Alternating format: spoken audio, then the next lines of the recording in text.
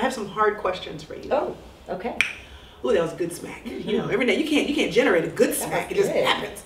Okay, so I want to know sound effects, what has it been like to be a white mom of a black boy? Oh, okay. Just jump right in. I like it. Humbling, especially right now. I didn't know you were gonna ask that. I need y'all. Moving to Dallas, it really is a gift to come in this room. Tasha and Kim Patton and Susan C. And all these women have come around me in Austin, and it was one of the hardest things to leave. Because if there's only one thing I've learned about race, it's that I don't know.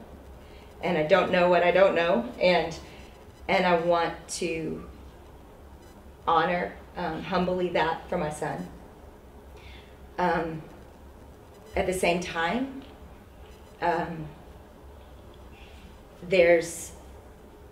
God keeps giving us what we need, and I appreciate that. I think He will hear. I hope He does hear. I mean, already we start school, and I'm thinking, okay, the people we know and in that part of Dallas are white. They're going to go to this school. I'm like, Lord, we need an African American friend, or I can't do that. I can't send him to school. And sure enough, pretty quickly we get connected to the most incredible kid named T, and he is just, they have clicked, and it's his first friend in Dallas, and I'm like, Lord, how do you do this? Like, you are magical at how you answer prayer. And they not even knowing, the school not even knowing they were friends, put them in the same class together, and so I'm watching God just take care of my son, and I appreciate that. But I think the only word I can say is just I'm humbled, and I need help, and I don't know what's ahead. I mean, we're heading into 10, 11, 12, and these are the years that we're going to need black men in his life more than ever. So, I have to say, I don't know if this is going to come out right. I've been sitting here thinking about what I'm trying to say.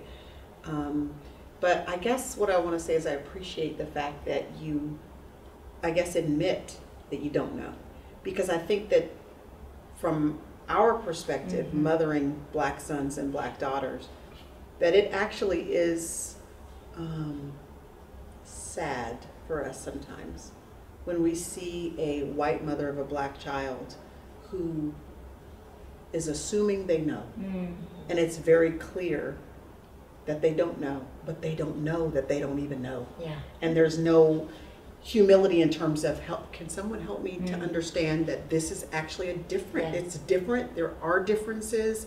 Of course, we're all the same. I don't mean in value or anything like that, but you understand what I mean. The history is different. The point of reference is different on some things, and the way they have to view what's happening in the culture right now. The conversations that I have watched my husband have with my sons based on the reality of race in America right now. That conversation has to be had with your son just like it has to be had with my sons. Right. You know what I'm saying? Regardless of who his parents are, either way. Right. And so I just want to say, I guess I really appreciate the fact that you recognize there's a difference there. On big things like that, but even small things, we laugh about this sometimes, just as we toggle with our own hair and with our daughters' and sons' hair. I mean, hair is like a deal. And sometimes we'll see a poor little sweet African-American child who is being mothered by a white mom who won't just ask. Yeah. We just want to tell her. We want to help her. So praise God. This is where I get to give all credit to my African-American friends. And if they watch this, they would be like, she better give us some credit right here.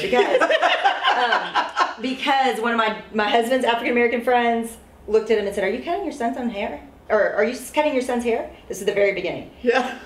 And Corey Bell. And Zach was like, yeah, we just got the clippers. He's like, please Corey don't Bell do goes, he said, get a black barber and never do that again. Yes! Okay. Yes. That's awesome. Yeah, and he was like, yes, sir. And that was the open door to our black barber shop in Austin. That those guys, we went every 2 weeks, and those guys saw it as their mission. Because the black barbershop is a thing. It's an experience. It's not just about the hair. It's about the conversation. You need to go to my Instagram and read about SG. Because leaving him we both cried. Like, Oh. he got in the car and he said, "Mom, those men loved me." Oh. And because every You're 2 gonna have to weeks, drive up 4 to years- Austin I know. and get his haircut. I know. Yeah. And so, of course, Zach went to his first black barbershop this past week. He was like, it was fancier. Like, it was No. We just need to tell you. He was like, I mean, you were great guys. It was just fancy. And I was like, no. Like, it doesn't feel right. Because it was such a gift, those men. I mean, and then Tasha shows up to me the second time we see each other. This is Tasha Morrison, who leads Be the Bridge, and so she brings me our second. No, we'd met one time briefly in a big group. Then she calls me. She goes, "Where are you?" And I said, "I'm at the gym." And she said, "What gym?" And I told her, and she goes, "Don't leave the gym." And I was like, "Okay."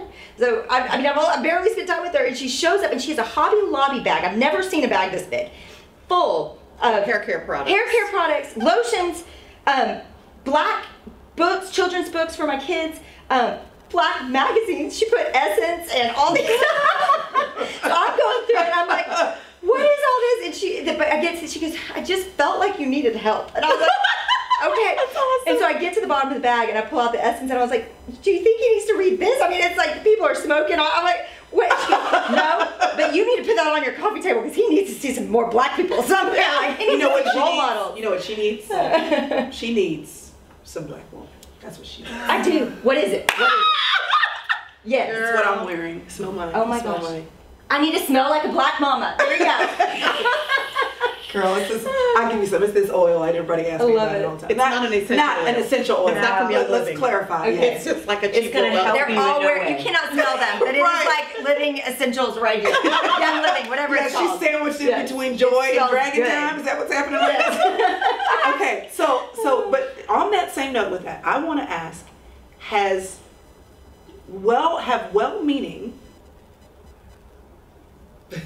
have well-meaning black women? I'm laughing because I'm thinking African American. I don't even know how to explain to people all the time when to use that versus black. And I was thinking every time she says something, she says African American. And I've done that a couple times, but then it's just a shortcut. Black is just Black, a shortcut. yeah. So I don't know. Sidebar, what do you tell people when they ask you which one to use? I can't wait to I say black. I say black. There's nothing offensive about that. And there's nothing, African American is great too. But I think that, like you said, African American could sound like you're trying to make sure you're politically correct, as opposed to just the.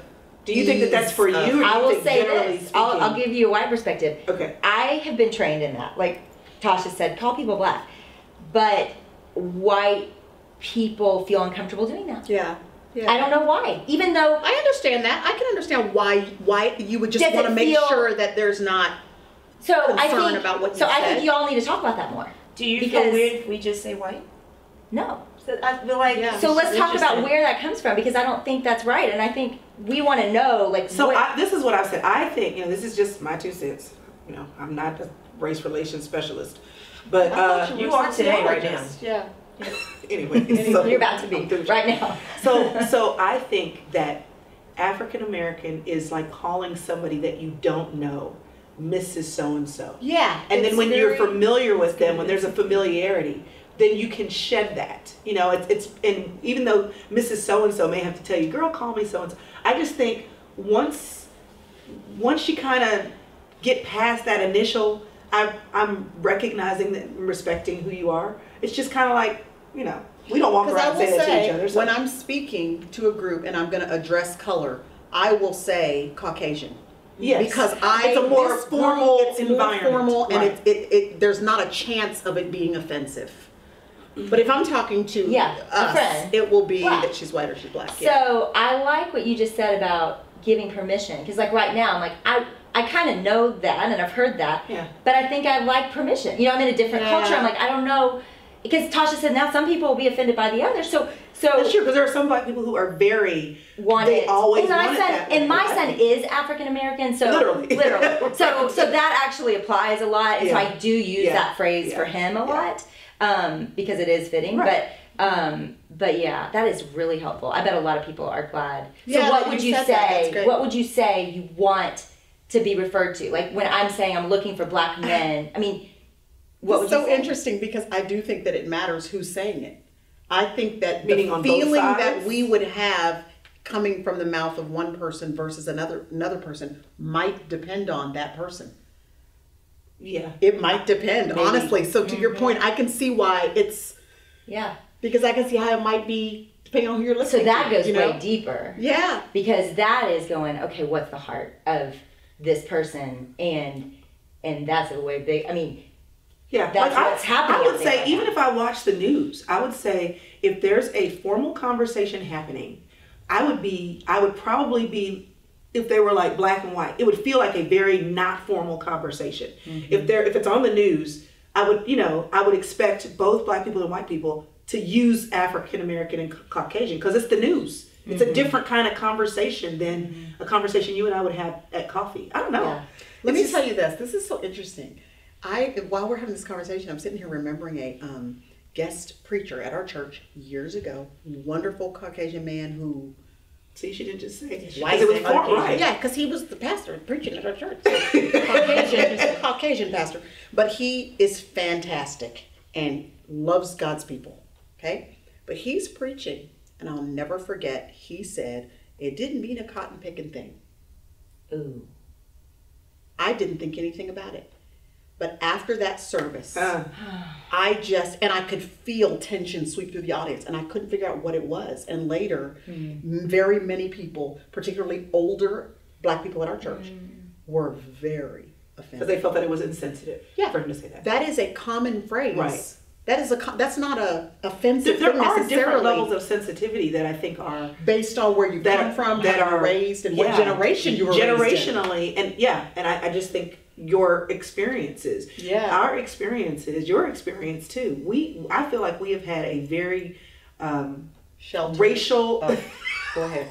I was going to say racially balanced exposure. Okay, yeah. We have gone to a primarily black church. That's what I meant. We went to our high school. It was primarily white. Yeah. You went to a high school that was primarily white. So I think we just had so much Balance, exposure that's on true. both sides. I was gonna say, I feel like I oftentimes fall on the I'm very rarely offended by anything. Yeah, misread. very rarely. Which makes me feel like, am I black kind of sometimes? Yes, 'Cause I'm like, sometimes should I it be feels offended? like Can I I'm not say, going to really though- have this conversation because it didn't bother me. But it does not bother me. It would take a whole lot to offend me by something like Right. that. However, Yeah. I was treated differently Yes, very, very absolutely. frequently growing up. Whether I was the only little black cheerleader and they did not invite me to stuff, or the gymnastics girls didn't invite. I mean, I have very clear memories. I did not know it was racism at the time. It was my mother who had to kind of point out to me, this is the reality, but we're not quitting, because I wanted to quit. And she's the one that had to say, this is what this is. My mother said, oh no, they will not invite you. Lois said, now who's having the party? Okay, well we will. When you decide you're not going to go. Oh, right.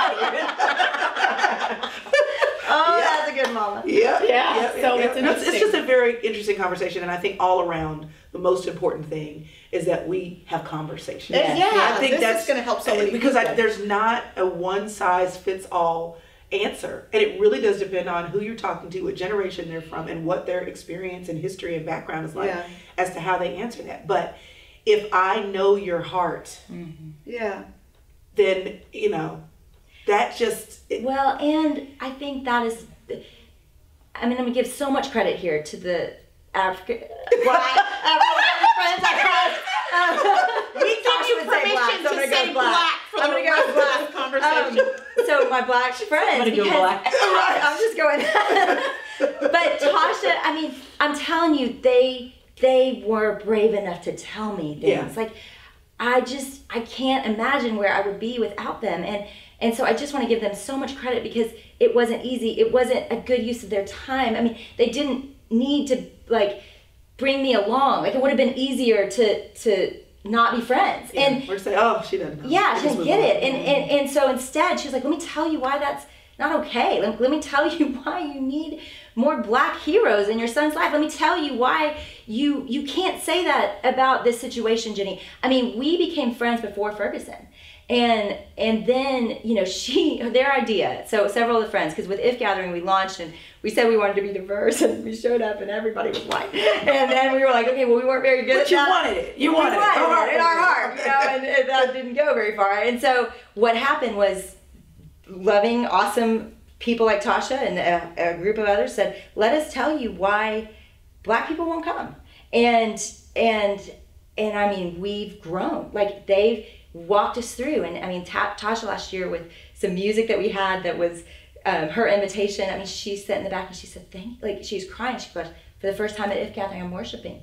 And she's fought for those things, but she stayed, even though the first 3 years she felt nothing when we worshiped, and she felt unseen. And that's where I have these hero friends that are saying the things that I need to hear. And that's where this conversation's so brave. And I know everybody out there is like, tell us more. Like, what else do we need to know? But I think the same is true, by the way, across cultures. Exactly. Yes. In other words, if there is a Black family and they have an Indian child or a white child that is in their family, I think that all of us should have enough respect for each other's culture to realize that while we're all the same in Christ and all that great stuff, there are cultural differences that we need to be sensitive and it's okay. to. For our children, it's okay. It's the beauty it's okay of for the us breadth to of love us. each other and be different. And Yeah. the reality is, the same way you had to have help and figure out how to have this conversation with your son, I'm asking my friends, like, okay, what are y'all saying to your kids right now? You know what I mean? Like, it's the same. It's not that it's not as far off. We're not as different. Yeah. There is a Okay. difference, but in the heart of it, we're all like, what do we do? Like, Well, are I we would feel like, doing? even with what we were talking about before about Cooper, you know, as a Black mom, and I see, okay, so if I see a white mom that has a Black daughter in the store on the hair care aisle, I'm thinking two things. I'm like, I can see she needs help because that's actually not the good stuff. She needs to know that the raw shade is the good stuff. But Everyone with I Black also children is writing that down. don't That's want why. to offend her Yeah, or make her by feel assuming. or make her feel that she doesn't know what she's doing, or make her feel that I think that she doesn't know what she's doing. So then there's the opposite side of that where You don't want to. I'm going to say on I don't behalf want to make, you know, of every white woman I know that has adopted, go for that.